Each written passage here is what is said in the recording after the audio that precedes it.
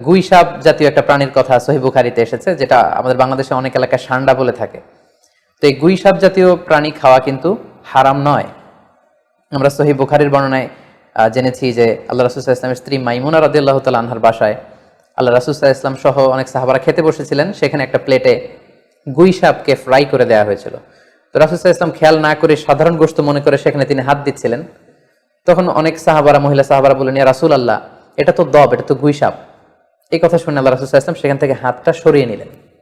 তো এই দৃশ্য দেখে খালিদ ইবনে ওয়ালিদ রাদিয়াল্লাহু তাআলা আনহু উনি জিজ্ঞেস করলেন, ইয়া রাসূলুল্লাহ, গুই সাপ খাওয়া কি হারাম? হারামুন আদ-দাব্বু ইয়া রাসূলুল্লাহ, আপনি যে হাত সরিয়ে নিলেন, গুই সাপ খাওয়া কি হারাম? আল্লাহ রাসূল সাল্লাল্লাহু আলাইহি ওয়াসাল্লাম বললেন যে না, গুই সাপ খাওয়া হারাম নয়, তবে আমি এটা খেয়ে অভ্যস্ত নই, আমাদের এলাকাতে এটা পাওয়া যায় না, এজন্য আমি এটা খাচ্ছি না। তাহলে বোঝা গেল এক্ষেত্রে এটা রুচির সাথে সম্পৃক্ত।